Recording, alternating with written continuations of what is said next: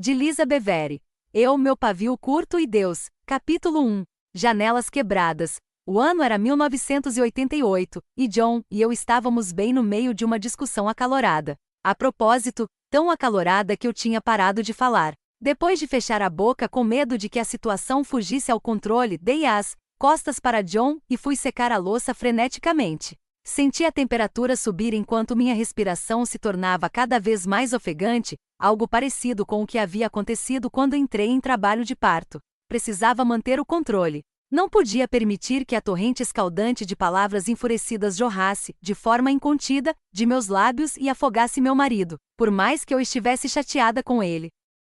No entanto, John viu meu silêncio repentino de outra forma. Ele imaginou que eu estivesse fazendo a temida greve de silêncio. Por isso, tentou puxar assunto de várias maneiras.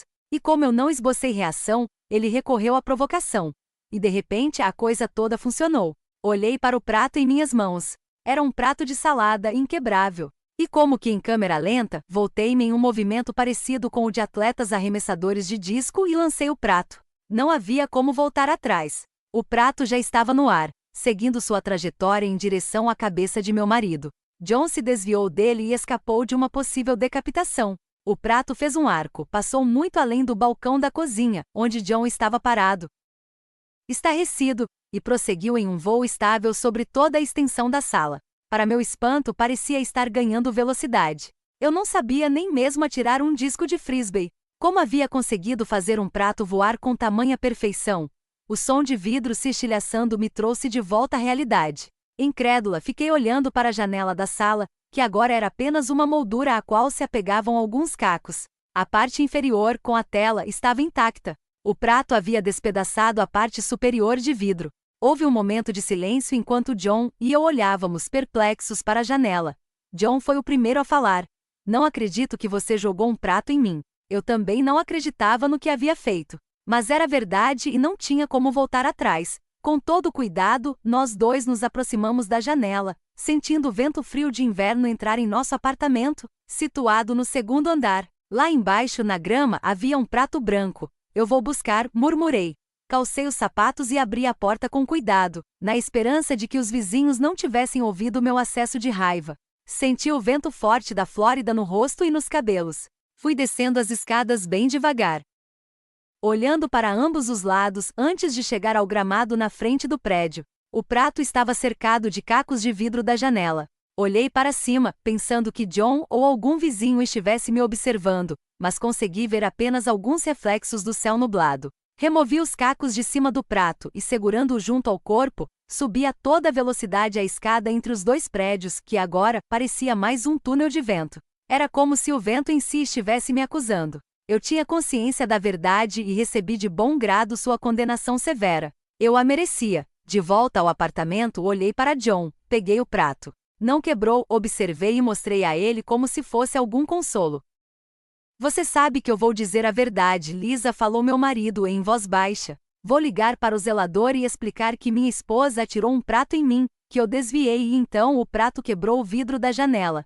Fiz que sim com a cabeça, passivamente. A raiva tinha passado e só restava a vergonha. Eu sei. Mas não vou estar aqui quando você falar com o zelador. Preciso sair para fazer compras. Aproveite para falar com ele enquanto eu estiver fora. O silêncio soava pesado e desconcertante, em contraste com as palavras coléricas vociferadas apenas alguns momentos antes.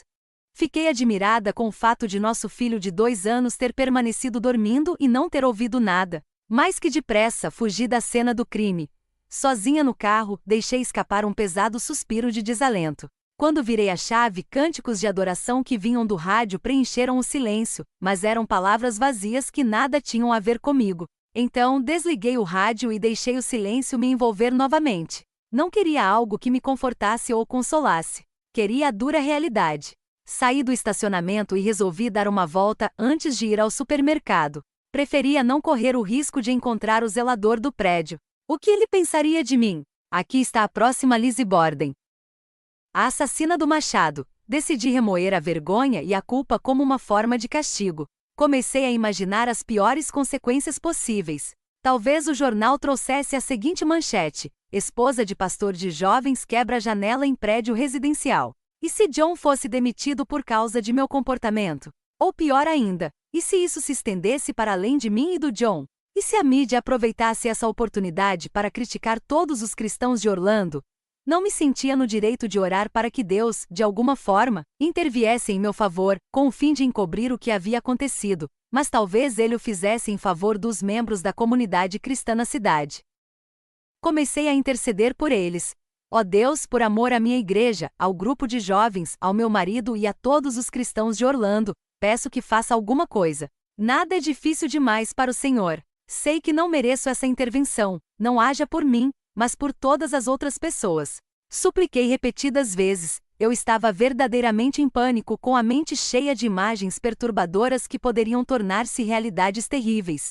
Imaginei como seria quando eu entrasse na igreja em meio a olhares de decepção e dedos apontados em minha direção. Fiquei pensando nos sussurros de espanto, bem como nos acenos de confirmação. Sempre soube que Lisa tinha problemas com raiva. O Espírito mostrou para mim, diria uma mulher a outra. Talvez fosse necessário pedir perdão a toda a igreja, mas eu temia que mesmo assim minha vergonha não se dissipasse. O que minhas novas amigas pensariam de mim? Com certeza não falariam mais comigo. Imaginei os maridos delas advertindo-as, na privacidade de seus quartos, a manterem distância de mim. Afinal, a Bíblia diz que não devemos andar com pessoas que se enfurecem facilmente, que dirá então com uma esposa de pastor cheia de ira. Lágrimas quentes começaram a escorrer pelo meu rosto. Estacionei o carro e procurei me recompor antes de entrar no supermercado. Por certo, não havia como escapar daquilo que eu fizera. Meu marido não mentiria, e eu não queria que ele o fizesse. Talvez não fosse matéria de primeira página do jornal de Orlando, mas alguns desdobramentos seriam inevitáveis. Conformei-me com isso e reconheci que merecia sofrer as consequências. Esperava apenas conseguir me recuperar quando tudo tivesse terminado. Foi difícil fazer compras. Não conseguia me lembrar do que eu precisava. Percorri a esmo os corredores do supermercado. Nosso orçamento era tão apertado que eu não podia levar itens desnecessários ou que ainda tínhamos em casa. Arrependi-me de não ter feito uma lista. Era como se minha cabeça estivesse no meio de um nevoeiro. Consegui pegar algumas coisas que eu sabia que estavam faltando em casa e voltei para a solidão do carro. O sol estava se pondo. Talvez eu pudesse me esgueirar até o apartamento quando tudo estivesse escuro.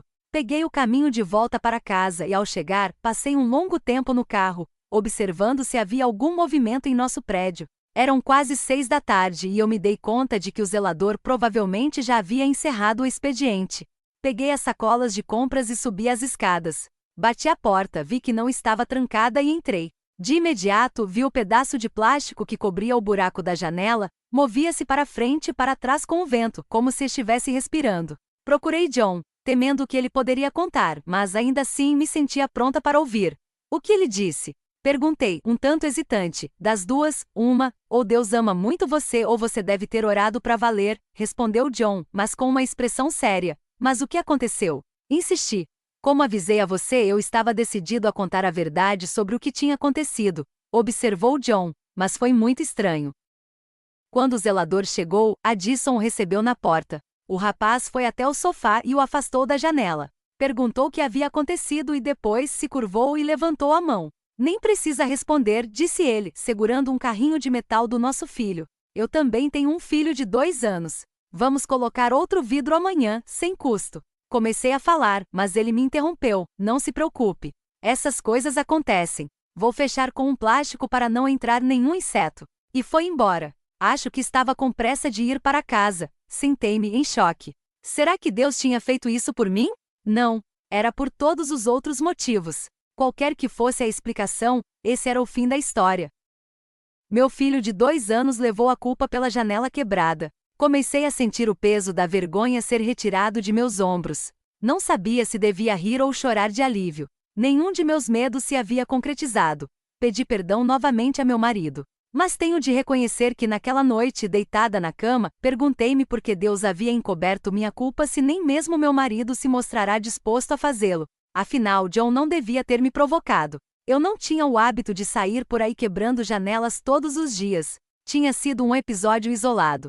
Deus havia me perdoado, do contrário, não teria resolvido a situação de um modo tão extraordinário. Eu não devia ter atirado o prato, mas John também não devia ter me levado a esse extremo. Segui essa linha de raciocínio até pegar no sono sob o cobertor da justiça e da justificação próprias, a cobertor que eu havia tecido para mim. Meu arrependimento se havia evaporado. Eu precisaria ter mais cuidado no futuro. E John também. Eu tinha racionalizado a situação a ponto de perder uma lição valiosa. Mais de um ano se passaria até que minha ira cobrasse um preço suficientemente alto para eu buscar o verdadeiro arrependimento. Um grito por socorro, talvez você nunca tenha literalmente estilhaçado o vidro de uma janela. No entanto, deixou um rastro de sonhos e relacionamentos despedaçados. O simples fato de você ter este livro em mãos significa que está em busca de equilíbrio. Você deseja ter uma vida fervorosa, mas também piedosa. Talvez você não dê vazão à sua fúria, talvez até mesmo a reprima. Ainda assim, ela é fonte de destruição. Nesse caso, de autodestruição. Talvez todas as janelas de sua casa lhe pareçam estilhaçadas. Tijolos de raiva foram atirados e ventos gélidos sopraram e apagaram seu fervor e sua esperança. Tenho fé de que você pode encontrar a cura. A ira em si não é errada, mas a raiva e a fúria intensificam até ela se tornar destrutiva. A ira em si não é errada, mas a raiva e a fúria intensificam até ela se tornar destrutiva. É na sombra e na vergonha da destruição que clamamos por socorro. Peço a Deus que, de algum modo, você aprenda com meus erros e cresça em seus relacionamentos, primeiro com Deus e depois com as outras pessoas.